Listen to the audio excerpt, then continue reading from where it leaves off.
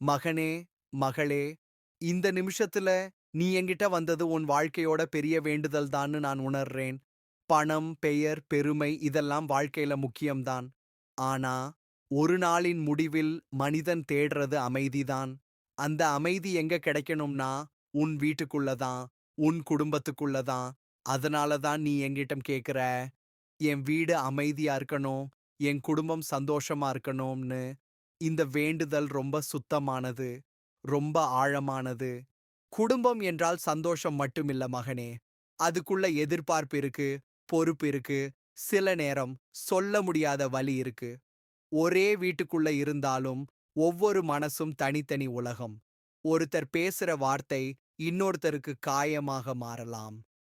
ஒருத்தர் பேசாம இருப்பது இன்னொருத்தருக்கு தண்டனை மாதிரி தோணலாம். இந்த இடைவெளிகளுக்குள்ள தான் குடும்ப வாழ்க்கை ஓடுது. நீ அந்த இடைவெளிகளுக்குள்ள சிக்கி சோர்ந்திருந்தா, அதுக்கு காரணம் நீ பலவீனமாய் இருக்கிறதில்லை. நீ அன்போட இருக்கிறதால தான்.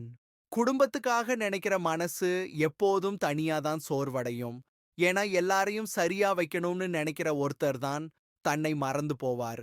நான் அமைதியா இருந்தா தான் வீடு அமைதியா இருக்கும்னு நீ பல தடவ உன் மனசுக்குள்ள சொல்லிக்கிட்டு இருப்பே. அது தவறு கிடையாது. ஆனா அது உன் வாழ்க்கையா மாறிடக்கூடாது. அமைதி என்பது ஒருத்தர் மட்டும் சுமக்க வேண்டிய பாரம் இல்ல. அது எல்லாரும் பகிர்ந்து கொள்ள வேண்டிய பொறுப்பு. மகனே, குடும்பத்துல சந்தோஷம் வரணும்னா எல்லாரும் ஒரே மாதிரி யோசிக்கணும்னு அவசியம் இல்லை. ஒவ்வொருத்தருக்கும் ஒவ்வொரு பயம் இருக்கு. ஒவ்வொருத்தருக்கும் ஒவ்வொரு காயம் இருக்கு. யாராவது கோபமா பேசினா அது உன்னை வெறுக்கிறதால இல்ல. அவருக்குள்ள ஏதோ ஒரு பாதுகாப்பு தேவை இருக்கலாம். அந்த தேவை புரியாம போனதால தான் வார்த்தைகள் காயமா மாறுது.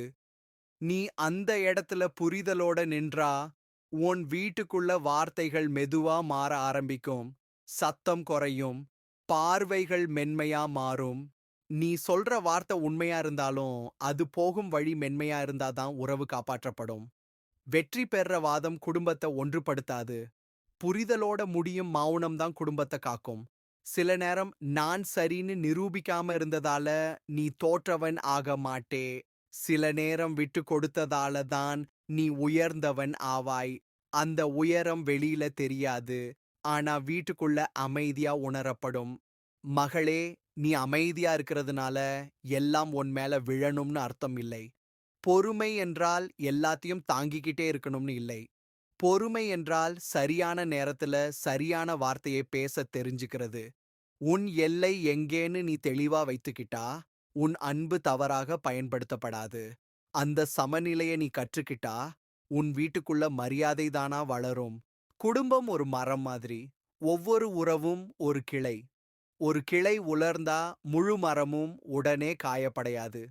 ஆனா, அத கவனிக்காம விட்டா மெதுவா வேரே பாதிக்கப்படும்.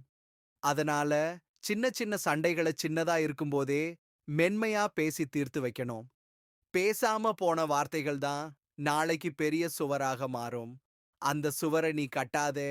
உன் வீட்ட பேசும் இடமாவ, பேசாம பிரியும் இடமா மாற்றாதே. ஒவ்வொரு நாளும் நீ வீட்டுக்குள்ள நுழையும்போது உன் மனசுல ஒரு நிமிஷம் சொல்லிக்கோ, இது என் பாதுகாப்பான இடம். இங்க நான் அன்பா பேசுவேன். இங்க நான் புரிந்து கொள்ள முயற்சி பண்ணுவேன். இந்த ஒரு எண்ணமே உன் நடத்தை மாற்றும். உன் நடத்தை மாறினா மற்றவர்களின் பதில் மாறும். இது மெதுவான மாற்றம். ஆனா நீடிக்கும் மாற்றம். நீ குடும்பத்துக்காக செய்யற பல விஷயங்கள் யாருக்கும் தெரியாம இருக்கலாம். ஆனா அது வீணா போகாது. நீ விதைக்கிற அமைதி, நீ விதைக்கிற பொறுமை, நீ விதைக்கிற அன்பு எல்லாமே ஒரு நாள் நிழலா மாறும். அந்த நிழலுக்குள்ள தான் உன் குடும்பம் ஓய்வு எடுக்கும். அதுக்கு நேரம் தேவை. நேரம் எடுத்துக்கிற நன்மைகள் தான் வாழ்க்கை முழுக்க நிலைக்கும். சில நாட்கள் உனக்கு தோணலாம், என்ன பண்ணாலும் எதுவும் மாறலன்னு.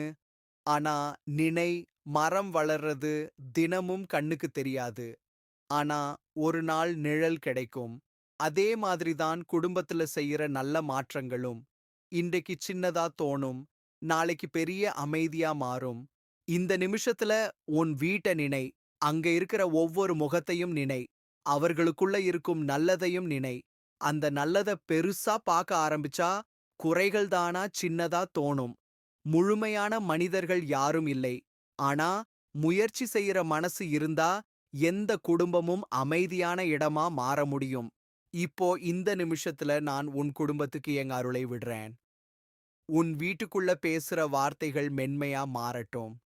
புரிதல் ஆழமா வளரட்டும். சின்ன விஷயங்கள் பெரிய சண்டையா மாறாம, பெரிய பிரச்சனைகளும் அமைதியா கடந்து போகட்டும். ஒவ்வொரு இரவும் உன் வீடு நிம்மதியா தூங்கட்டும். ஒவ்வொரு காலையும் நம்பிக்கையோட விழிக்கட்டும். நீ நினைவில் வை, குடும்பத்தோட சந்தோஷம் ஒரே நாள்ல உருவாகாது. அது தினமும் செய்யற சின்ன சின்ன அன்பான செயல்களால உருவாகும். அந்த வழியில நீ தனியா நடக்கல. நான் உன் பக்கத்துல தான் இருக்கேன். அமைதியா இரு, அன்பா இரு, புரிந்து கொள். உன் குடும்பம் உன் வாழ்க்கையில கிடைத்த பெரிய ஆசீர்வாதம். அத நன்றி உணர்ச்சியோட காப்பாற்றுறதே உன் உண்மையான வழிபாடு.